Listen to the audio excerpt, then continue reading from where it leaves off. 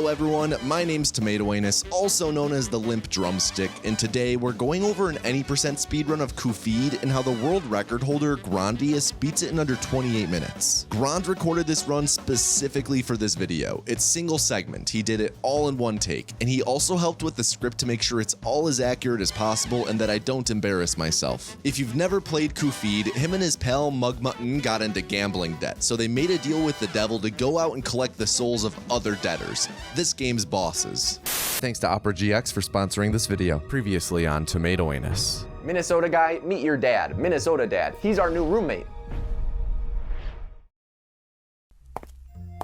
Oh, hey Minnesota Dad, there you are. What are you up to? Getting caught up on what the internet's like nowadays, don't you know? You're using Opera GX. You betcha. It has GX control, which lets you limit the amount of CPU or RAM you use to make sure you don't have any lag when playing games and listening to music. How do you know what CPU and RAM are? Play too many retro games. Why are you calling them retro? You're literally from the past. Hey, what happened to your neck? Oh, I slept on it, funny. Here, let me help.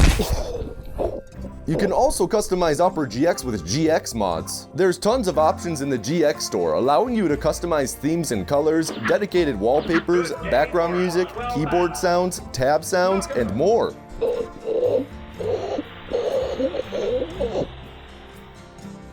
It just felt right. There's also the GX corner where you can stay up to date on free games, good deals, and gaming news. Plus, not only is it easy to import settings like history, bookmarks, and cookies, but it's also compatible with every Chrome extension. And don't forget they have built-in AI so that you can do stuff like ask for things like builds in your favorite game without having to look away from the game too much. You can download Opera GX using the link in the description or the pinned comment. Hey Minnesota guy and Minnesota dad, I'm back from time court. What's going on with him? Oh, he slept on his neck funny. Here, let me help. The Cuphead Any % leaderboard is branched based on what patch you're playing on. The 1.0 patch, which is the Legacy branch, and anything 1.1 or beyond. Legacy runs are much faster, mainly due to something called the weapon swap glitch, where you mash 7 to 8 times per second. Weapon swap glitch deals a crazy amount of DPS, and some bosses can glitch out and you skip a lot of content in the fights. Some bosses are just killed instantly. This run you're about to see is in the 1.1 plus category, since it was done on version 1.1.5. 1.1.5 is a bit of a sweet spot where some glitches like weapon swap glitch are patched out, but other awesome glitches remain. This leads to runs seeing a lot more of the boss fights, and there being a lot more improvisation by the runner run to run. It's also worth noting that this run is done on the regular difficulty. If you play on simple, you get rejected by King Dice at the end of the game and are told to play through again on regular. Also, this run is done at 60 FPS since the game starts to break at higher frame rates. Alright, let's get in. To start the run, Grond dashes over to Elder Kettle to avoid the slow forced walk, and after mashing through the dialogue to get the pea shooter, he pulls up the menu to exit to the map instead of walking out to it to the left. In the map, he'll walk up to Mac the Intosh, who gives you 3 coins for talking to him. Grond wants 8 coins total for buying some weapons, but he has to go out of his way for the other 5 coins. The weapons he'll buy are so good though, and save way more time than what is lost by going to get the other coins. So in Cuphead, there are 3 islands you progress through. To move to the next island, you have to beat every boss on the previous island. In addition to the boss stages, there are run and gun stages on each island too. Progression isn't strictly tied to the run and gun stages though, so Grond is going to skip all of them except for the first one. Run and gun stages each have 5 coins in them, and when you complete the stage, you keep whatever coins you collected. Hey, remember 37 seconds ago when I said that Grond wants 8 coins total for buying some weapons, but he has to go out of his way for the other 5 coins? Grond wants 8 coins total for buying some weapons, but he has to go out of his way for the other 5 coins. Well, he's doing that right away so he can buy the weapons immediately and use the insane weapons the entire run. Side note, the fastest way to move is to dash, but it does have a cooldown. Jumping instantly refreshes your dash, but you can only dash once per airtime. This means that the fastest way to move is by dashing, jump dashing, dashing, jump dashing, and so on. So the first run and gun is Forest Follies, and it's actually pretty brutal from a speedrun perspective and a pretty infamous reset point. Some enemies in this run and gun are on global cycles, specifically these little blobs and these spiky bulls. bulbs. When you enter the level, they start moving from the same spot every time. This means that if you get to them at the same time every time, they'll always be in the same spot. These daisies are pretty tricky though. They can drop in a lot of spots at really random times and can really mess you up. Thankfully, they do die in just one bullet, so Grande is going to be firing the entire time as he moves through the stage. The tulips can also shoot out their seeds at random times, so there's a lot of little things runners have to react to. None of these are the reason why this level is so reset heavy though. That honor goes to Acorn Skip. There's an Acorn Maker mini boss near the end of the level that would normally take 4 seconds to kill. Instead of that though, Grande is going to try and skip it by doing a frame perfect dash on the very corner of the ledge just before the machine. This will clip you into the ledge, allowing you to pass underneath the machine. This truly is frame perfect though. You have 1/60th of a second to get it right. If you happen to get it first try, then you dash into the platform, intentionally hit the bottom of the screen to bounce up with invincibility frames, then use the iframes to dash and bounce to reach the other side of the platform, ideally way over here, without taking any additional damage. When this happens, you usually pass underneath a trigger that spawns some jumping Aubrey the seconds. If you don't hit the clip first try though, then you have to bounce off the bottom of the screen early to get a second chance at the clip. This causes Cuphead's invincibility to run out earlier than planned, meaning that if you want to bounce off the bottom of the screen again, you'll have to take a second point of damage. He's only going to have 2 HP going into this part of the level though, so after the first screen bounce, he'll only have 1 HP left. This means that if he doesn't get the clip first try, he both loses time and potentially has to jump up on the other side of the Acorn Maker on the same platform as it. If he has to do this, then he'll hit the trigger that spawns the PD piranhas, and he'll have to avoid all of them as he dashes to the exit. All of these options though are faster than the 4 seconds it takes to fight the Acorn Maker. Grande starts Forest Follies with a dash and jump dash to get moving. For the first fund, he foregoes the floating floor and flies forward over it before flinging over a fungi and under a firing tulip. When he goes to collect the 3rd coin of the level in 8 seconds, he's going to do parry skip by choosing to not parry the spiky bulb that's falling, but instead get hit by it to bump up a little bit and reach the coin. After the 4th coin up ahead is when he'll do Acorn Skip, so let's see if he gets it first try or if he needs to bounce up again, which would mean that he has to deal with the hungry plants on his way to the exit.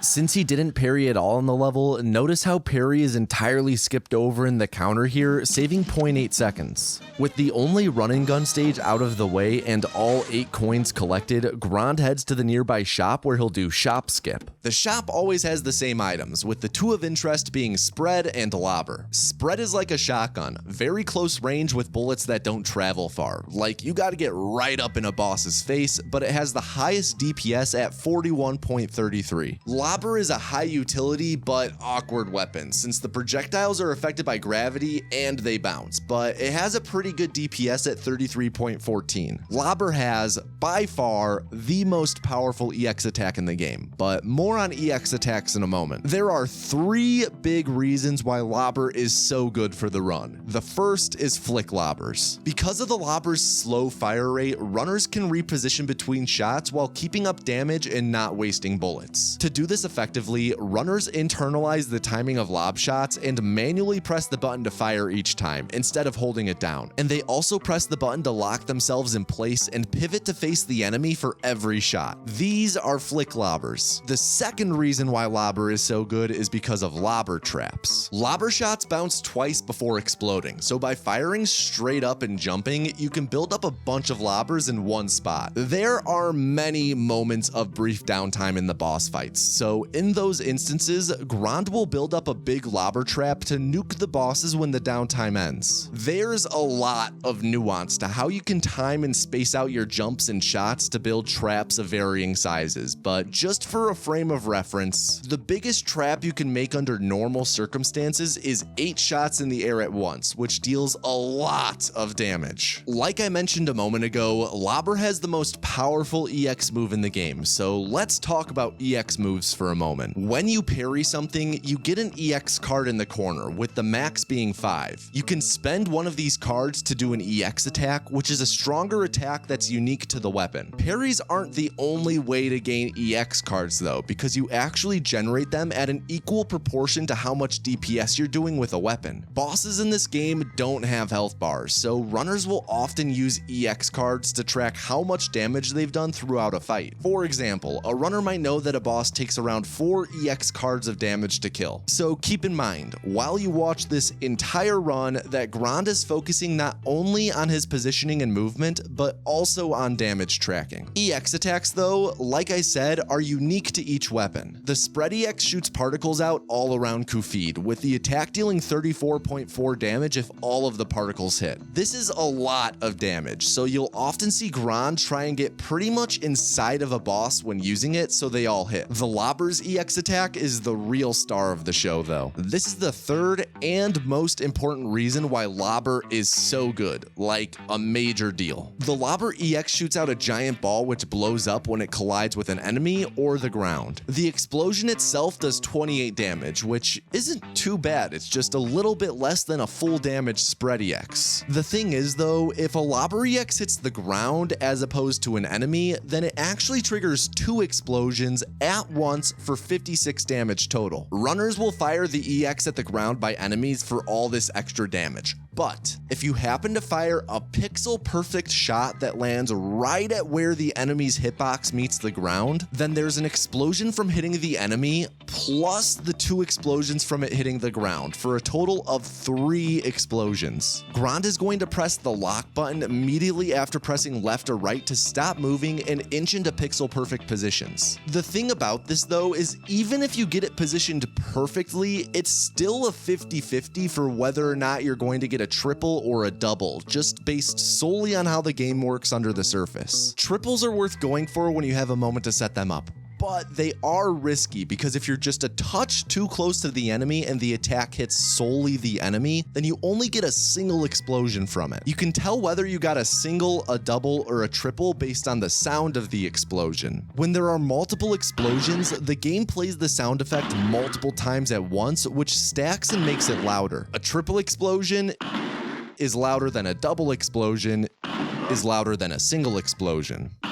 So EX attacks have multiple parts. A startup animation, the moment it actually fires, and then a recovery animation. Normally you can't fire your weapon during the startup or recovery animations, which means every EX shot has wasted time where you're doing nothing. That's where Cala swaps come into play. Cala swaps are named after the speedrunner who discovered them, and they're when you swap your weapon during the startup or recovery animation. Switching weapons during these animations re-enables your ability to shoot when the game takes it away, meaning you can get some extra shots in. It still swaps your weapon though. If you're firing with the Lobber and press EX, then press swap to get some extra shots in, you're still swapping your weapon. If, for example, you're firing with Spread and want to do the Spread EX while Cala swapping, you have to swap twice to get back to Spread. And if you want to Cala swap after and keep firing Spread, you again swap twice. This requires 4 weapon swaps in 37 frames, and you'd want to do this because Spread does more DPS. So keep in mind, while you watch this entire run, Grande is going to be focusing not only on his positioning, movement, and damage tracking, but also on Cala swapping. An important thing to note about Cala swapping is the risk that comes with it. Naturally, you want to minimize downtime, so you want to swap as soon as the recovery animation begins. If you press it just a little early though, on the frame the EX move is supposed to come out, the shot doesn't come out. The animation happens and a card is wasted, but no EX move actually happens. There's a lot more to Cala swapping though than just pressing swap 4 times while doing an EX. What I'm about to go over is something that wasn't developed very much until the past year or so. When an EX move comes out, the game counts this as shooting a bullet. This means that your bullet cooldown is reset since the game thinks you shot. This is an issue with Lobber since it has such a slow fire rate. All this time between when the Lobber and EX come out is wasted, since the game thinks you fired another shot and reset the cooldown. This is what Lobber priming is for. Since all this time between Lobber and EX is wasted, Grande wants to minimize it as much as possible, so he wants to have the Lobber shot come out as close to the EX as he can. This is done by waiting a moment so part of the Lobber cooldown passes, then swapping to spread until the next Cala swap. This makes the timing just right so the Lobber comes out right before the EX, ideally on the frame before. Playing to this level of optimization adds a lot of depth to the run, with you constantly gaining or losing frames based on how well you're managing your cooldowns. This run is optimized to a wild degree where all this adds up and really matters in the end, so you want to be wasting as little time as possible. If you're not hitting a boss, then you're likely Lobber priming. Since Lobber EX is so strong, Grande is going to be using it a lot, so there are a ton of intricacies to cooldown management in this run. For example, he might not want to prime his Lobbers after the last EX attack of a fight,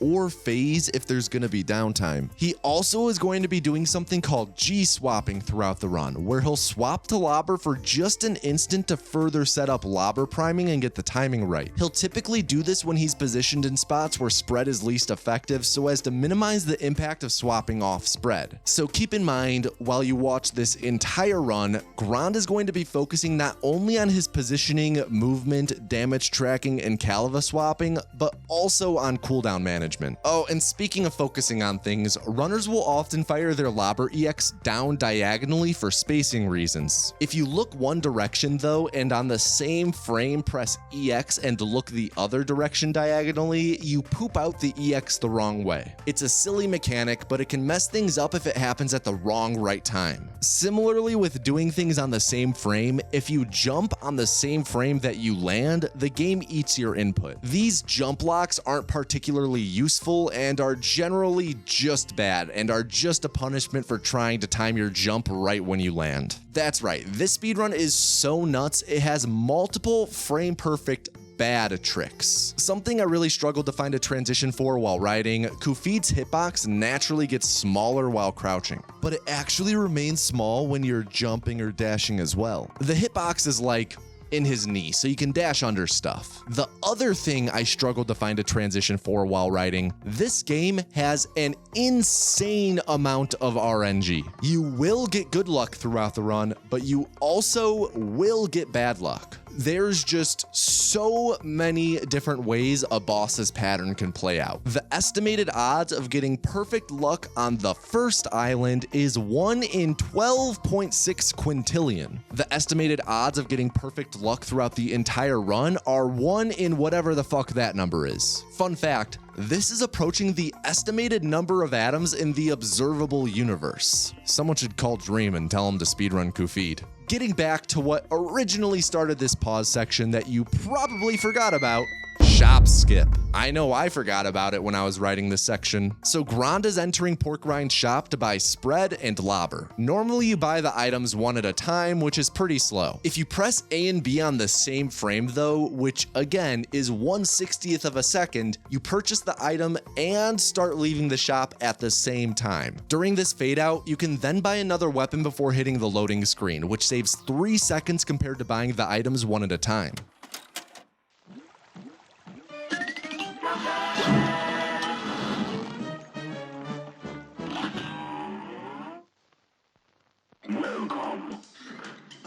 After buying spread and Lobber, he brings up the equip menu manually and equips the weapons to speed up the game tutorializing how to do this. Grande heads into the root pack fight and moves away from the potato, Sal Sputter, to start before shooting Lobbers to delay the first impact since my cousin is invulnerable until he opens his mouth. Grande lines up a triple damage EX by having this leaf fully cover the gap between Cuphead's legs. He lines up where the onion, Ali Bulb, will come up and sets up a Lobber trap as soon as the potato's teeth go underground. He then lines up a triple by aligning the outline of Cuphead's straw with the outline of the shovel in the background and guns down the crybaby after hitting the triple. The final root packer, Chauncey Chatanet, is tall and has a high up hitbox, so Grande sets up a higher Lobber trap for him once the onion's body is underground. He'll use the Lobber EX to hit both the carrot and the flying mini carrots with splash damage, and G-swaps whenever he lands on the ground. When the scoreboard ticks through after the fight, he's going to try and do a star skip.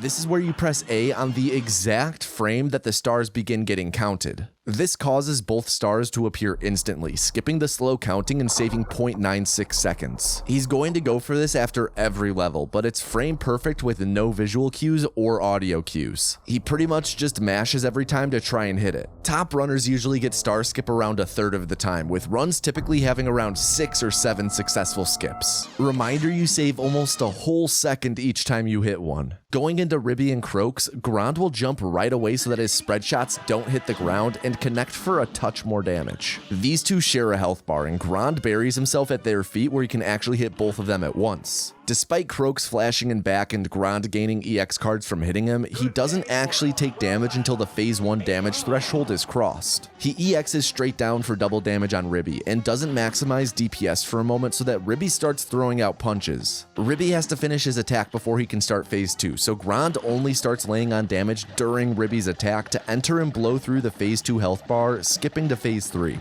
Since Croaks takes damage now, that means double EXs are now quad EXs. After the broken rolling animation to start phase 3, he can only damage the slot machine after parrying the lever, and he'll then position Cuphead's left foot on this line here to line up a triple EX, which he times to hit as soon as it's vulnerable. The slots read snakes, so he's gotta jump on some platforms that come out while trying to shoot his EXs straight down for double damage, while also trying to manage his cooldowns. After finishing off Frog and Toad, he'll go for a star skip on the scoreboard.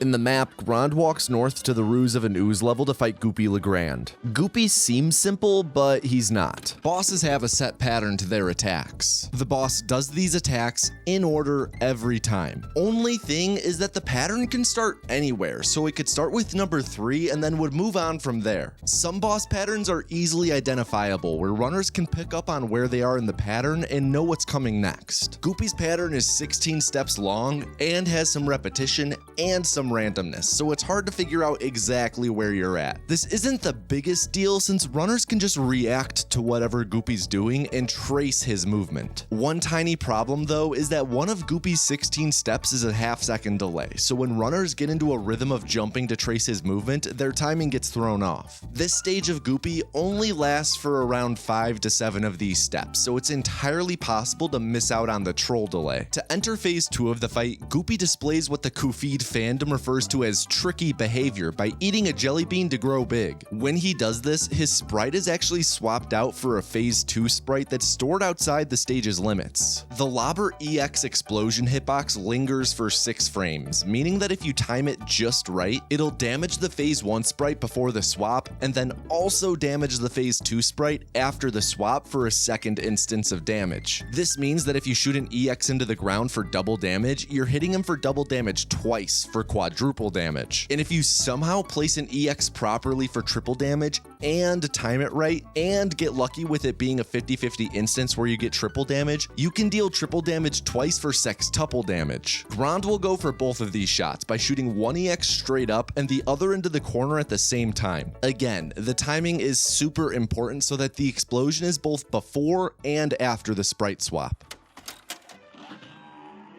So Grande begins the fight by jumping and shooting so that the Lobber will reach, and begins to track Goopy's movement with spread, with Goopy doing a troll delay when he reaches the right side of the screen here. Grande lobbers once to hit Goopy during a lunge attack with a funky hitbox that disappears, then goes back to tracing. When Goopy stops to do his tricky move, Grande eyeballs the spacing while going for 2 triples, since there's no background visual cues thanks to Goopy's movement. He damage boosts and parries for 2 cards, then goes for the phase transition double damage, but barely misses late. He goes for more triples during the phase 3 transition, then does a spread EX into it since you can't hit it with the double lobber. He then goes for star skip on the scoreboard. This is where you press A on the exact frame that the stars begin getting counted. This causes both stars to appear instantly, skipping the slow counting and saving 0.96 seconds. He's going to go for this after every level, but it's frame perfect with no visual cues or audio cues. He pretty much just mashes every time to try and hit it. Top runners usually get star skip around a third of the time, with runs typically having around 6 or 7 successful skips. So Grande is going to walk up north and enter the plane flying tutorial, then quit back out to the map to spawn a bridge to reach the next boss. After finishing his courses at the Harrison Ford Aviation Academy, he'll then enter the fight against Hilda Berg. Since he doesn't have the mini bombs yet, this fight is pretty straightforward, albeit challenging, with him trying to make sure all his bullets hit her and not any planes that fly out. When she lunges at him, he tanks the damage to be invincible so he can fire an EX that follows and repeatedly damages her as she travels back across the screen, dealing more damage than the 5-card nuke. Like the woman who fucks SpongeBob, Hilda sways side to side, so Grande's main focus now is hitting her with EXs while she's on the left side of her sway, so she moves with the EX and takes additional damage. He dodges a troll NATO here by going small, but every time you have to go small to dodge, you lose around a second due to the decreased DPS. He'll again track her with an EX after she lunges, and he'll be able to get extra EX ticks when she's in Gemini form here since she's wider than Kylo Ren. Tanking that lunge brought him down to 1 HP, so this fight is officially spooky, and he's trying to make sure he always has under 5 EX cards so he doesn't use a nuke since that's inefficient.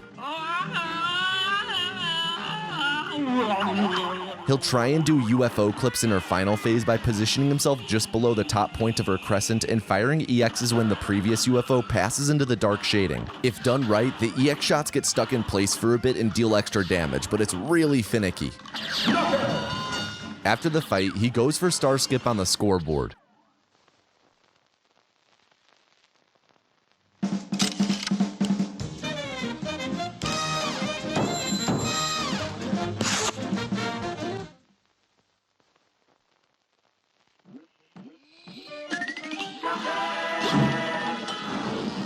Only one boss remains on the first island, Cagney Carnation. Cagney is one of the worst fights in the speedrun due to the luck factor. He has 3 main attacks, and one of them is him firing seeds into the air that fall in random positions, can sprout to random heights, and can fire enemies out in random directions. Cagney is just too far here for spread shots as he begins his seed attack, which is the worst option. Grande dodges and deals with enemies when they get close to him, but shooting other enemies gains additional cards, which makes it harder for him to track his damage on Cagney. He jumps to get spread shots in when Cagney sways left, then has to deal with another seeds attack.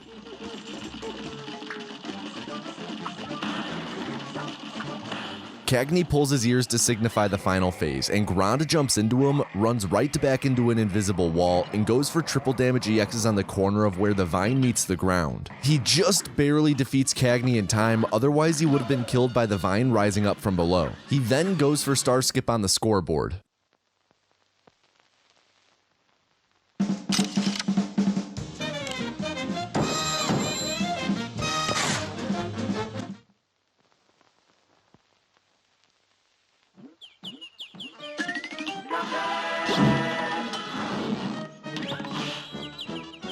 He's now all done with Isle 1, so he heads to the die house and speaks with King Dice to be able to head to the second island. There his first fight will be against Baroness Von Bon Bon. Her first phase consists of her sending out 3 of her 5 minions, one at a time. There are 60 different permutations to this fight based on the order she chooses, and the minions themselves have RNG in their fights, so there's a lot of luck involved here. Runners only need to prepare for 10 situations, and I say only facetiously. The first minion ended up being Benson, so Grande doesn't move at all. With Benson specifically, if you kill him too early, he walks off screen slower, so by not moving and swapping to spread when he gets close, he kills him late enough to walk off fast. He jumps off the platform and dashes to set up a high trap at the portcullis and fires an upward Lobber EX the instant Von Bon Bon's head goes in to perfectly time out a triple damage as the next minion walks out. Sir Woffington III has funky hurt boxes, so he actually takes sextuple damage and dies instantly. Grande again sets up a high trap at the portcullis and fires an EX up to hit the next minion, which ended up being Lord Gobpacker, who is the worst minion due to a long death animation. Gobpacker is also the worst due to all that sexual harassment he did at that paper company in Pennsylvania. Thankfully, he was the last minion, so the long animation can slightly be taken advantage of by creating a larger trap for Von Bon Bon as phase 3 starts. Grande hits her with spread EXs and takes no damage since the castle doesn't begin dealing damage until it starts moving. He'll then go for star skip on the scoreboard.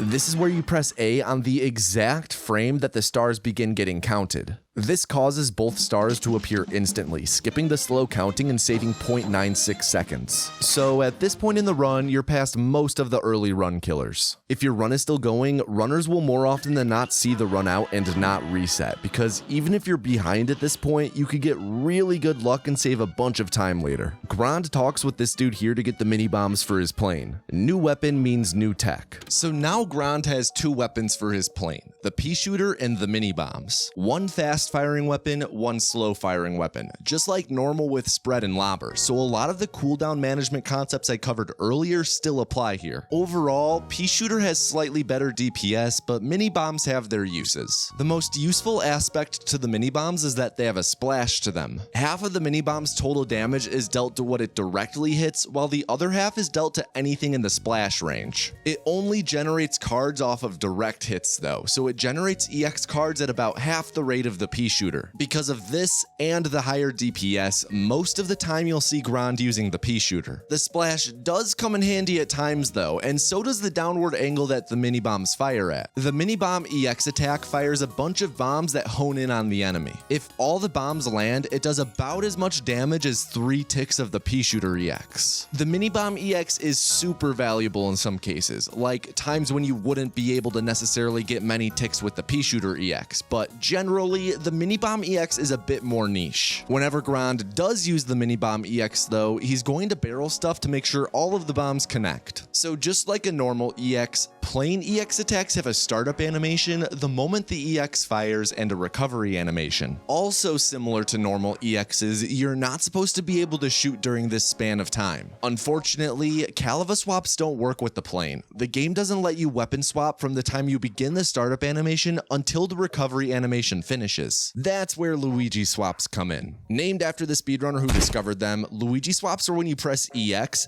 and the weapon swap button on the same frame. This allows you to shoot for the entire duration of the EX attack during both animation phases, but again, it requires you to press 2 buttons on the same 60th of a second, so it's not a guaranteed easy thing. Luigi swaps do still swap your weapons, so if you're firing with the pea shooter and Luigi swap, the EX that comes out will be the mini bombs. Since you can't swap weapons during any of the animations, that means that you can't double swap like with Caliva swaps. If you want to continue firing the same weapon during a Luigi swap, you have to swap before the Luigi swap. So if you're firing the pea shooter and want to continue shooting it while the EX is happening, you real quick swap to mini bombs before then doing the Luigi swap. Every time he swaps to mini bombs real quick to Luigi swap back to pea shooter, he's progressing the mini bomb cooldown by a fraction of a second, which is something he needs to constantly be aware of. Similar to Lobber, he's trying to manage his cooldown and minimize wasted time by having a mini bomb come out right before the mini bomb EX comes out. The Luigi swapping and progressing of the mini bomb cooldown is just an additional thing that he needs to keep track of, on top of his positioning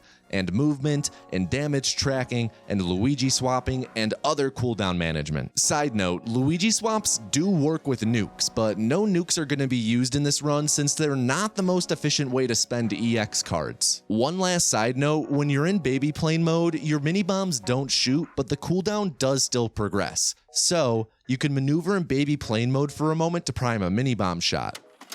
Wally Warbles takes a moment to pop his head out and be vulnerable, so Grande will move left immediately to get as many bullets on screen as possible for when Wally becomes vulnerable. Grande then waits a moment before doing a mini bomb EX to manipulate sub-phases that alter Wally's pattern to do a predictable attack.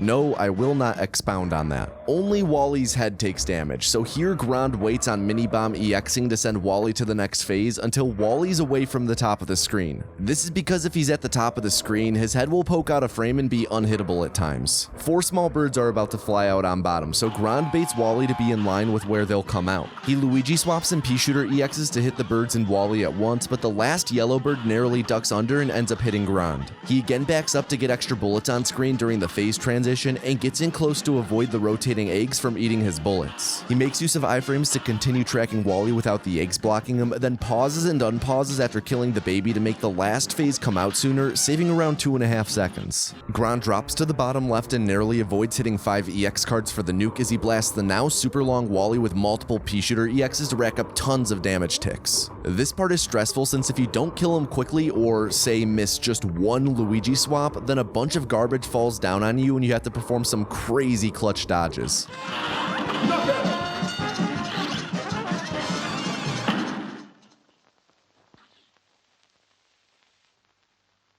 After the fight, he goes for star skip on the scoreboard. This is where you press A on the exact frame that the stars begin getting counted. Top runners usually get star skip around 1/3 of the time, with runs typically having around 6 or 7 successful skips. The next fight is against Djimmi The Great. He's the calm before the storm because the subsequent 4 bosses are ridiculous. Djimmi is pretty simple comparatively, and he's way easier than Wally despite being a longer fight. Djimmi has 3 first phase attacks he does, but none are terribly threatening, so Grande just continually fires and Luigi swaps while hitting the parryable attacks for cards.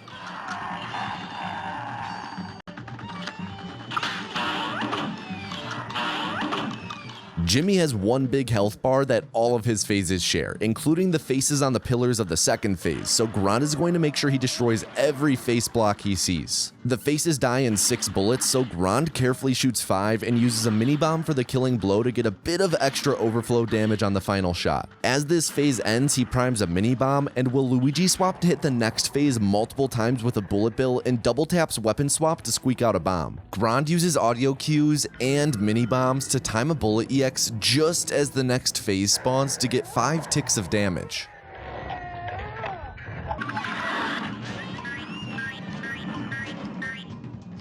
When Djimmi pulls up his sex doll, Grande will bait the flying hat away from him and get it stuck on the edge of the screen. He'll then fly up to Djimmi and barrel stuff from behind the wall of bullets Djimmi fires. The 4th big bullet is always parryable, and Grande slows down the damage output to ensure the phase isn't killed until after it fires a second parryable with shot 8. For the final phase, Grande sniffs Djimmi's chin and just repeatedly Luigi swaps to use all the cards he's accrued to quickly end the fight.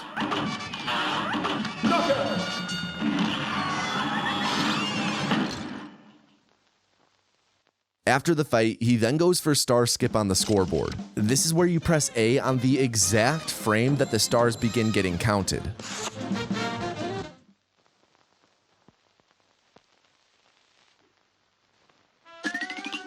This causes both stars to appear instantly, skipping the slow counting and saving 0.96 seconds. He's going to go for this after every level, but it's frame perfect with no visual cues or audio cues. Up next is Beppi the Clown, a really difficult fight with a make or break skip. Beppi Skip. The secret to Beppi Skip is he's going to skip Beppi. Actually, don't take that literally. So Beppi has 4 phases. To do Beppi Skip, you have to deal enough damage to enter phase 3 before Beppi has a chance to exit phase 1. If you do it correctly, then Beppi never really enters phase 3 and gets stuck in the phase 2 death animation for the rest of the fight, skipping phase 3 and 4 and saving around 20 seconds. It's kinda similar to the Ribby super skip from earlier. It's also a lot more difficult than it sounds because you have to do a lot of damage in a very short time in a very specific way. So Beppi's phase 1 pattern is he scoots around in his bumper car, then pulls back and lunges across the screen. While he does this, there are ducks floating overhead with some holding light bulbs. When Beppi scoots, the number of scoots he does has 10 different patterns to choose from, and whether he scoots forwards or back has 14 different patterns to choose from. 140 total options isn't very realistic for runners to learn, so the general strategy is mostly to just react to Beppi, with adjustments being made if you see specific patterns. After Beppi does the number of scoots determined by the 10 different patterns, that's when he pulls back and lunges towards the side of the screen. It's when Beppi hits the edge that the game checks to see how much damage you've dealt to him, and if you've done enough to enter phase 2, then Beppi falls out of the car and the phase 2 transition begins. If you haven't done enough damage, then Beppi turns around and starts scooting again. again. Grande is going to try and deal around a card and a half of damage to Beppi, which, worth noting, if Grande parries any ducks that float by, then he'll have to aim for when he has 2.5 cards. You don't want to over damage him because that'll put him right into the phase 2 transition. At 1.5 cards, he's then going to try and set up a lobber trap instead of hitting Beppi directly, because it's now that he has to deal with a ton of damage very quickly. While he sets up the trap though, he's going to try and stagger the setup in from the edge, just in case a duck with a light bulb makes an appearance. Since not all the lobbers hit him straight away, you're able to bait him into doing one more set of patterns before the phase transition, which is your cue to start piling on the damage. You don't have much time. Grande is going to go for some Lobber EXs, but specifically not triples. You see, there's a second aspect to Beppi Skip.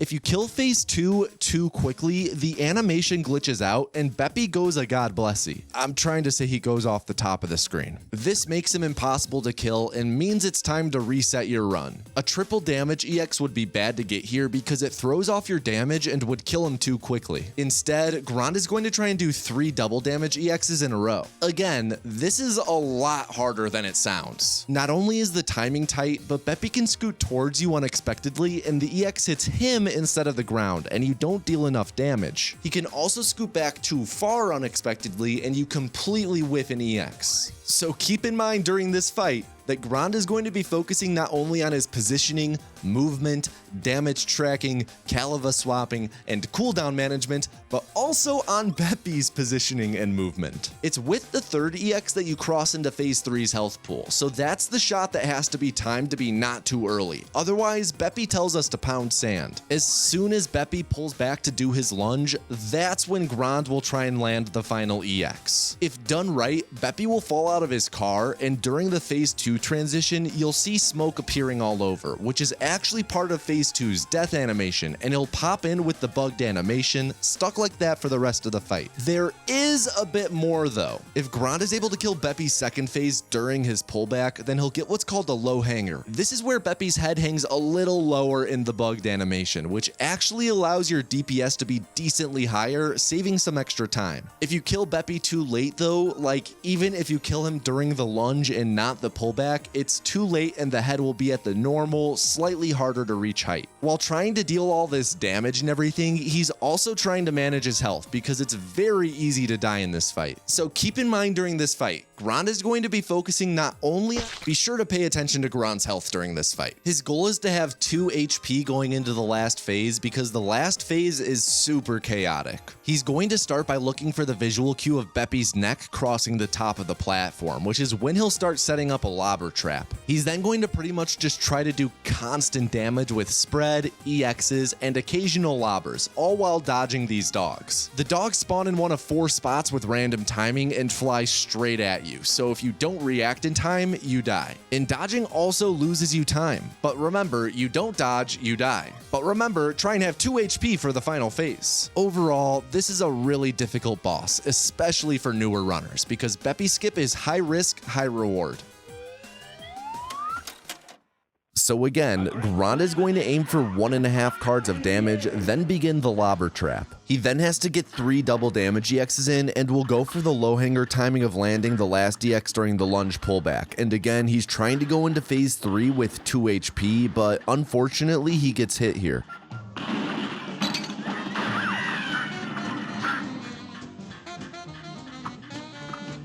He successfully got a low hanger, but now has to survive this pandemonium with just 1 HP.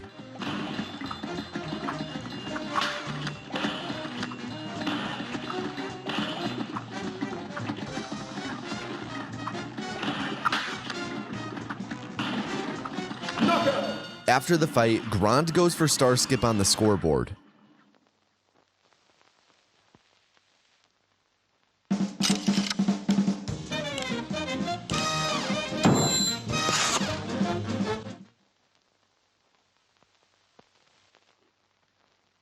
The next boss is Grim Matchstick, which first off, fuck this guy, and second off is a fight that's just pure chaos. Grim himself has a bunch of RNG to him, and the only place you can stand during the entire fight is on floating clouds, which, aside from the clouds that start on screen to begin the fight, are all random with their placement and spacing. Grand's general strat is to try and get close with spread, but that means there's no time to really see the clouds and react to them, so he's going to be doing lots of blind jumps. Pretty much, you're jumping and hoping a cloud should be where you go, since there's one there most of the time. If one isn't, you'll often have to EX to stall in air or have to do some clutch dashes to reach clouds, otherwise you fall and take damage. Phase 2 has some janky hitboxes, so instead of using spread up close, he uses Lobber from afar to have a consistent damage output, since Lobber arcs pretty perfectly for this phase. He also has to pay attention to the flames since they can jump at you and their jumps are random heights. As soon as the phase 2 death animation begins, the hitbox becomes a really weird wall in front of Grim, so Grand lays multiple EXs into it. In phase 3, just as he gains a card, he knows that Grim's health is low enough to be able to damage boost into him and take him out with a couple spread EXs just before the iframes run out and Grand would die. Like, the timing is really tight on this. After the fight, he then goes for star skip on the scoreboard. This is where you press A on the exact frame that the stars begin getting counted. This causes both stars to appear instantly, skipping the slow counting and saving 0.96 seconds. This wraps up the second island, so all that's left now is the third one in Inkwell Hell, which Inkwell Hell has only 2 bosses, so we're pretty deep in the run now. The first Isle 3 boss Grand will take on is Rumor Honeybottoms, which, believe it or not, another very hard fight. There are a ton of platforms in it, and they have a chance to not spawn in, so sometimes all the best platforms won't be there, and you really have to improvise your movement and shooting to keep up DPS. The fight starts with a flying hater coming in. Grand tries to kill him before he turns around since he flies off screen in the direction he's traveling. This way he flies off the left side quickly. Honeybottoms then comes in on either a side or middle, with this run being the left. Grand hears a rattling audio cue, meaning a triangle attack, so he jumps up and baits the triangle to spawn there, then float right and out of the way so his DPS can go unimpeded. He holds off on the damage so that she begins another attack before entering her final phase, meaning Grand can lay on multiple Lobber EXs before then dropping down and damage boosting to be able to spread EX and take her out. He's again really relying on her to die in the moment at the end with the spread EX, because if she lives, then his iframes will again run out and he'll die.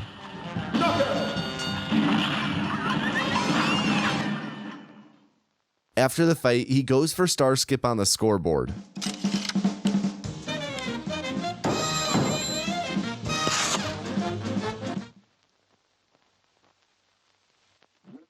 So Dr. Kahl's robot has surprisingly little RNG involved, but it's one of, if not the hardest plane level, and is super punishing. At the start, the robot has 3 pieces to kill: antenna, chest, and stomach. Grand will try to one-cycle the antenna and kill it while it's charging up its laser before it fires it, which requires him to start the fight with mini-plane to get into position ASAP and double-tapping weapon swap to let out a mini-bomb, all while missing no more than 1 bullet. If he misses 2, he'll miss the cycle. The chest and stomach are close enough where mini-bomb splash hits both. After taking them out, he'll fly back to delay a flying bomb from locking on with intense tracking and takes the bomb out only after he's been able to destroy the robot's heart. He fires a mini-bomb as the head collides with him, primes another mini-bomb to snipe him with the instant he's back on screen, and shoots a bullet EX along the bottom of the screen to trace the robot's movement and deal a ton of damage. He barrel stuffs a few mini-bomb EXs to start the final phase, then tries to land 3 tick bullet EXs as Dr. Kahl flies upward, but they're really hard to land. These spark attacks have basically no RNG since they're always in the same place, but their location is determined by an invisible spinning bar that spins at the speed of light, that's always spinning even during game freezes. If you drop even 1 frame during this fight, the location of the sparks will be completely different since the bar spins so fast. Grand damage boosts and gets in close to finish out the fight, and after the fight, he goes for star skip on the scoreboard. This is where you press A on the exact frame that the stars begin getting counted. This causes both stars to appear instantly, skipping the slow counting and saving 0.96 seconds. He's going to go for this after every level, but it's frame perfect with no visual cues or audio cues. He pretty much just mashes every time to try and hit it. Top runners usually get star skip around 1/3 of the time, with runs typically having around 6 or 7 successful skips.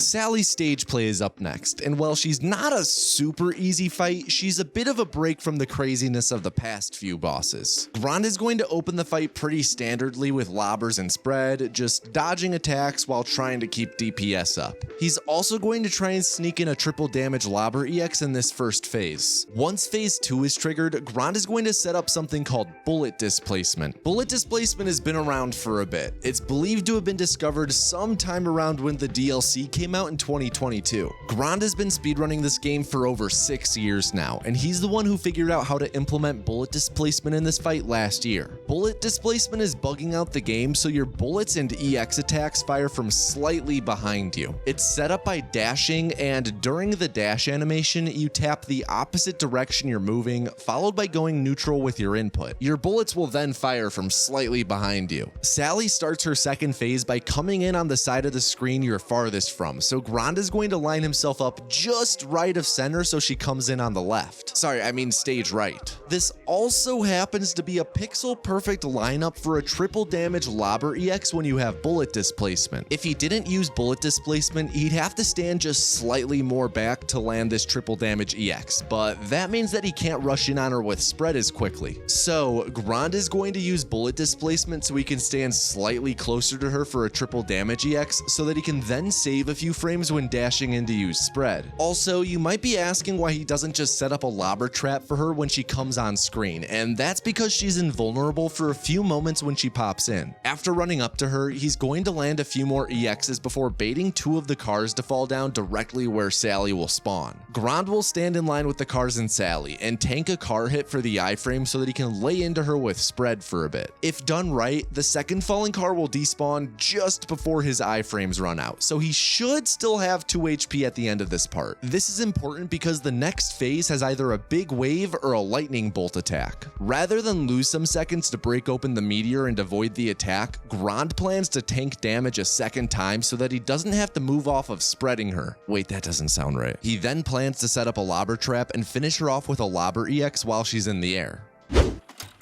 So while Grande takes on Sally, I'd just like to say, as always, that I hope you're all doing well. If you're not, then please remember, as always, that no feeling is final. Neither you nor your existence are defined by difficult times or by how you're feeling right now. There's so much more to you as a person than that. Always keep in mind that there is a tomorrow and nothing hanging over your head can take that away from you. If things are difficult, don't be afraid to reach out and talk to those close to you. Despite the feeling of being alone, I can assure you that you are not. And as I like to say, be sure to credit yourself with mental health wins as opposed to the media you consume. You were who got you through difficult times. Back to the run, Grande ends up getting jump locked here and completely misses his second lobber to finish her, so he has to narrowly dash under the falling umbrella to reach her and end the fight.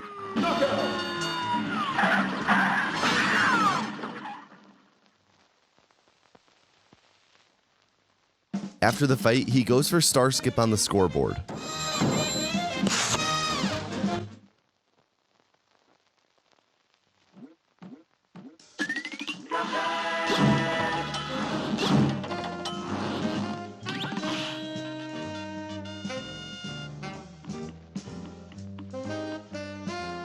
So Werner Werman is the boss where flick lobbers were originally invented. Werner moves back and forth a lot, so the general strategy is to chase him with spread and flick lobber to keep up DPS when you have to move backwards. Grande will also weave between Werner's attacks, which are random. The phase 1 and 2 transition is similar to Goopy's where it's a sprite swap from off screen. The transition begins when the bottle caps come in the side of the screen, and similar to Goopy earlier, Grande is going to try and perfectly time a triple EX to linger and hit both sprites for sextuple damage.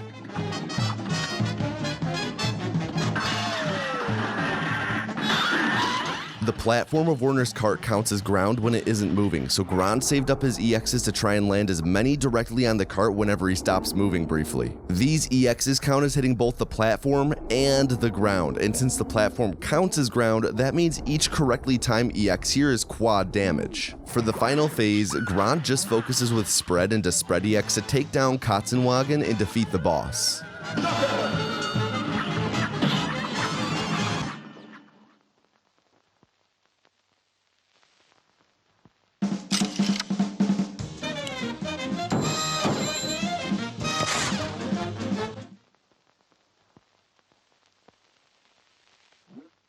You guys ever feel like something is missing?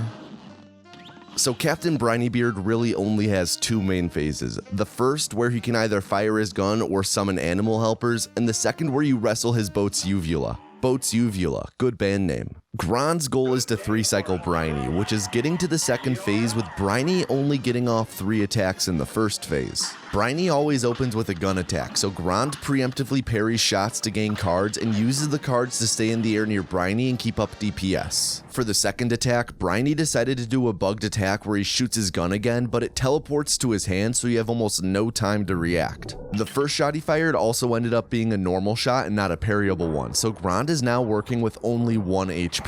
The final attack Briney opted for is summoning the squid, which is one of the slower attacks he can do, but it's also one of the easier ones to deal with since the ink pellets just darken your screen and don't damage you. As the second phase starts, Grande gets as far right as possible and waits for the uvula to be vulnerable, then starts shooting Lobber EXs at it. The uvula is too far right to reliably double damage, but Grande finishes this fight with a Djimmi EX, a super rare swag strat where you land a Lobber on the ground just as the uvula sticks out really far, successfully landing the double damage. The person it's named after, Djimmi, doesn't even run the game. They're just someone who suggested the idea in Grande's chat and it became a thing. Overall, Briney isn't too bad of a fight, but due to the variance in trying to 3-cycle him, sometimes you have to work a lot harder than others.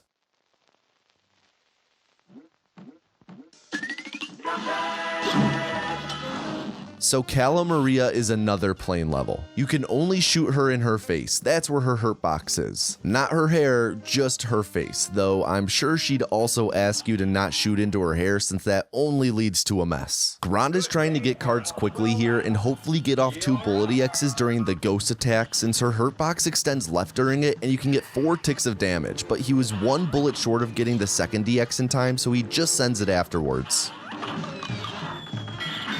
She summons her seahorse, who isn't too bad since he just pushes you up, and then shoots fireballs with her red herring, with Grande going for parries when a parryable is near. She's intangible when she transitions to phase 2, so Grande will back up and get as many bullets on screen as possible. So if you do a Luigi swap and let go of the fire button during the animation, you keep firing your bullets, so Grande does that while getting petrified to continually fire even when he's a floating rock. After wiggling out, he fires some more EXs and begins phase 3, where he traces her movement while keeping an eye on the far right side of the screen. He's looking for spiky barriers he has to dodge, and generally keeps Luigi swapping into her to take her out.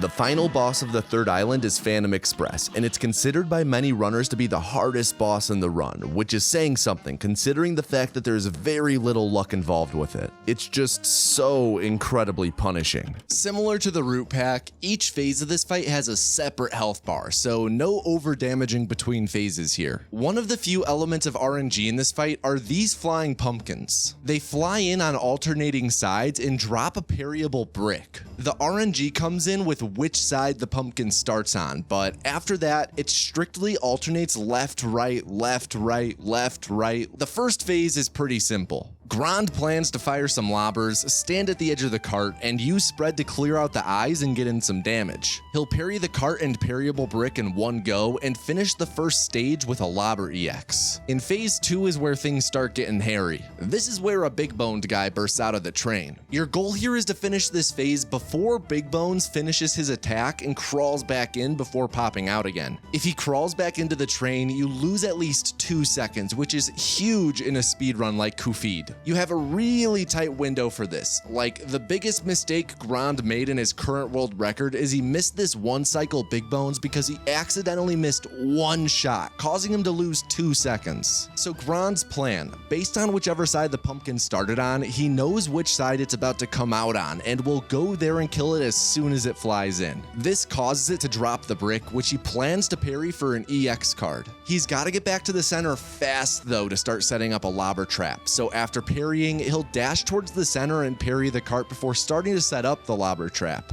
His plan is to then keep firing lobbers while doing same weapon caliber swaps for Lobber EXs. Killing him in one cycle is super tough, and it's a very chokeable moment. If you one cycle him, you'll often kill him as he's crawling back in, just barely getting it in time. Since the pumpkins continually follow their pattern, the length of time you spend killing big bones affects future phases of this fight. The next phase is the lollipop ghouls, where one of them will spit lightning and then move across the screen towards the other. The lolly that does this is random. Grande plans to open this phase by lobber trapping and spread EXing the lolly on the right before moving left and attacking that one. It's then that one of the lollies will begin to attack. Grande has a strat for both options, which consists of moving to be between the lollies as the one moves towards the other, all while spreading himself all over them and firing Lobber EXs to hit both of them. This should kill them at the same time pretty quickly, which then leads into the next crazy thing he's going to do. Ghost wrangling. The ghost that spawns during this phase has a parryable inside of it, and if you hit it or it hits you, that parryable becomes active. Grande is going to try and keep this guy alive by using specific visual cues to time movements, like when the train goes off screen, he'll try and go under the ghost. Or he'll try and bait it to the left and then move it back right as the train comes on screen. His goal is to kill and parry this ghost to get a bunch of height to start setting up a high up lobber trap. The final phase isn't damageable until you parry its tail, with the tail bobbing up and down on a cycle that's different run to run. Sometimes you have to wait longer than others to be able to reach the tail, so you ideally want the lobber to be as high as possible to build up and last longer. The lobbers will only connect with the heart that pops out after you parry the tail. After you open this final phase up, it then starts shooting flames up super randomly. These flames are crazy hard to deal with since they get shot out of frame, so you lose track of them and they just come crashing back down onto screen. This phase kills so many runs because if you make any mistakes before this point, you'll be at 1 HP, and with the random flames while you're going for a quick kill, and sometimes the gates will shut and you'll have to wait for the gates to open again, and it's just a nightmare. Ideally, you're able to one cycle this phase and take out the heart before the gate closes again, but it's really hard to get that amount of damage in time. This match will get red hot. You're up! So again, he lobbers for chip damage and swaps to spread to clear out the eyes, looking to move the cart and parry the brick in one go when the brick drops. With a Lobber EX, he finishes off the Blind Spectre and positions himself for the far left parry and dash into Lobber Trap to start off Big Bones' phase. Grande lands all his shots here and doesn't mess up any of the same weapon caliber swaps and absolutely demolishes this phase as he just barely begins to climb back in.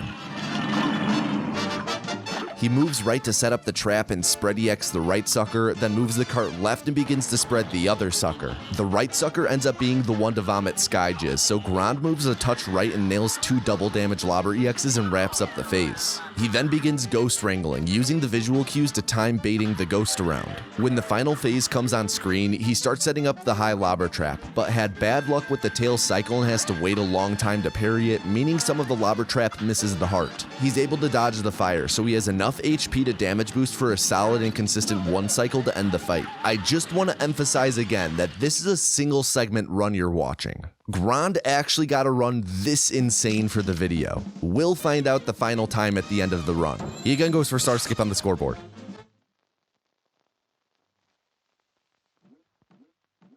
So heading into Inkwell Hell, all that remains is King Dice and the Devil. A die rotates between King Dice's hands after he claps. It rotates between the numbers 1, 2, and 3, always beginning on 1 at the clap, with the direction of the rotation being random. Whatever number you parry it on is the number of spaces you move, with each of these numbers being a specific mini-boss. Grande is going to try and only roll 3s to get to the end of the board as quickly as possible. This lands him on 3, 5, and 7 for mini-bosses, which are the Cigar, Bugs on Drugs, and Puroletta.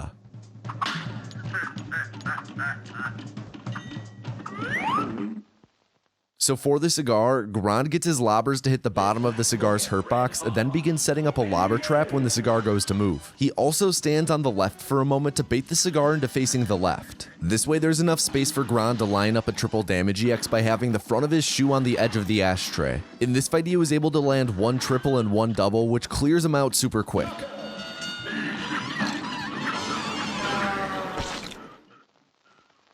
On King Dice's board, each group of 3 numbers has 1 random heart in it. You gain 1 HP if you land on that space, and lucky for Grande in this run, both the 5 and 7 have hearts, so we can play a lot more comfortably here and not have to worry about a single mistake derailing the run. So for Bugs on Drugs, Grande opens with a cool bouncing lobber to hit him and jumps up to hit Bugs directly since you can't damage the hat. One of Bugs' attacks is a parryable, which Grande was lucky enough to get here. He's going to get close and focus on lobbering while dodging attacks, since spread gets partly blocked by the hat. So not only did Grande get lucky with the 1 parry to start for an extra card, but he got what's considered rare luck here with a second parry attack happening where he's standing, meaning he can go into the final mini-boss with between 4 and 5 cards, which is the best case scenario. And all this on top of the fact that he'll be going in with full health.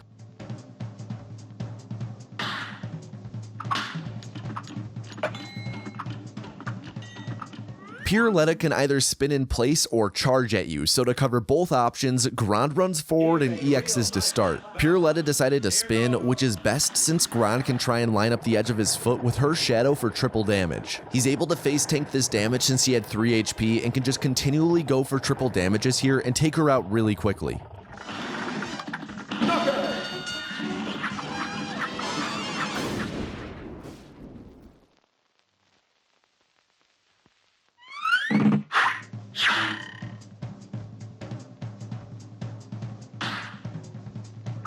After he rolls a 3 here, he'll be at the final safe space, with the next roll beginning the King Dice fight. Grande sets up a lobber trap since he knows King Dice's head will become a hurt box, and then a bunch of cards will come marching in. Grande is again going to just unload and tank the damage, getting parries in for cards and just repeatedly launching EXs at him to take him out super quickly. He then goes for star skip on the scoreboard. This is where you press A on the exact frame that the stars begin getting counted. This causes both stars to appear instantly, skipping the slow counting and saving 0.96 seconds. Top runners usually get star skip around 1/3 of the time, with runs typically having around 6 or 7 successful skips. Between everything that went right that split, with getting star skip after Phantom Express and the extra parries from Bugs on Drugs and the extra HP, that had to have been a fast split. Oh nice, that was the fastest that Grande has ever done the King Dice split. Again, he recorded this run single segment for this video and ended up getting something this nuts. So the Devil,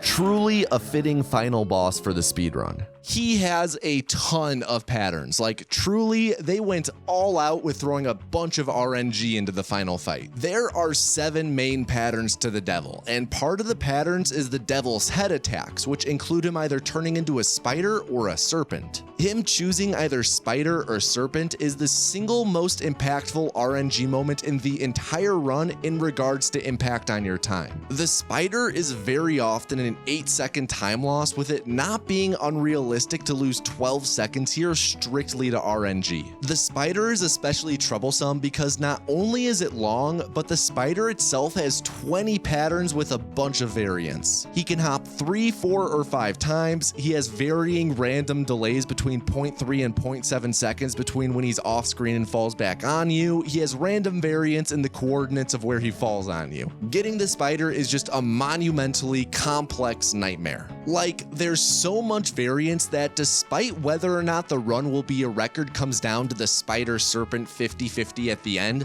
there's a 1 in 10,000 spider pattern that actually is the one way where the spider is the fastest way to kill the Devil. So like I just said, whether you get the spider or the serpent is an infamous 50-50 where your run is likely going to die with one of the results. When Grande was trying to break a world record barrier, he had 8 record paced runs that all got spider and died because of it. It's just brutal. At the 50-50 moment, if the Devil goes serpent, he extends his head off screen and you can tell what side of the screen he'll come zigzagging in from by looking at the slight angling at the top of his neck. Thanks to a hole that's supposed to appear later in the fight, there are 2 spots on the ground where the ground is double layered. Since there's 2 instances of ground, that means Lobber EXs blow up twice, so double the double damage for quad damage if the Lobber EX lands in one of these 2 spots. The serpent is only on screen screen for a limited time though, so you really have to be fast and precise with making sure your lobbers are timed right and in the right spots. With some of the devil's patterns, you're able to get the devil freeze, which is a glitch that completely scuffs the boss and freezes him in place for the rest of the fight. The transition to phase 2 has the devil leaping down a hole in the ground, then being a big ol' head in the background for phase 2. If you're able to somehow deal enough damage to kill phase 2 during this transition, then the devil freeze will happen. You're only able to get enough damage for this with a few patterns, so it's not something you're able to go for very often. You have to be lucky to be able to even go for it. You need to not only deal a ton of damage when the devil is in phase 1, but you'll often need to fire your gun down as you fall in the hole since the devil is spawned in and damageable. You have to be careful not to over damage the devil though, because if you kill phase 2 too early, then the fight will completely soft lock and the run is over. Over damaging the devil is something that's really easy to do since it's hard to keep track of exactly how much damage you've done with your Lobber EXs since they don't show up in your card damage counter. The second place runner on the leaderboard's Clipboard Guy had a run that would have been record and he had the right RNG to go for the devil freeze, but over damaged the devil by one bullet and soft locked the run. It also happened to Grande not long after it happened to Clipboard. It's just a brutal pill to swallow. So your goal is to kill phase 2 as the devil rises up the screen, ideally when his eyes are right around the height of the platforms. This way when he freezes, his eyes are within double damage EX splash range, and you can hit his eyes twice with one EX since his eyes sway side to side and you can hit both with a lingering hitbox. You have to be sure your positioning and timing is correct for this though, since if you're off slightly, you'll hit the eyes themselves and not get the double damage from the ground. There's just so much that can go wrong in this fight that's out of your hands, and even when the fight is in your hands, it's just really hard to execute properly. But let's see how Grande did in this run. Grande will open with spread and jumping repeatedly, using his dash to extend his airtime and avoid the devil slamming his goat hooves together. During the pinwheel projectile attack, Grande parries for a card and tanks a hit so he doesn't have to move and can keep up his DPS, all while dodging imps that are running around on screen. It's then time for Spider or Serpent, which Grande picks up as a left side Serpent, putting him in a pattern where devil freeze is possible. He's able to get off 3 quad damage EXs to trigger the phase 2 transition and fires downward at the devil while dropping in the hole. He pauses briefly to Geo Buffer, found by GeoTGM, which skips an animation and allows him to fire an EX early, which correctly times out killing phase 2 with the devil beginning to rise, locking him in place eye level with the platforms. Grande can then unload with repeated double damage EXs that land twice, as long as they hit the ground and not the eye itself, with the run ending on the final damage to kill the devil. Even though the run is over, he then goes for star skip on the scoreboard.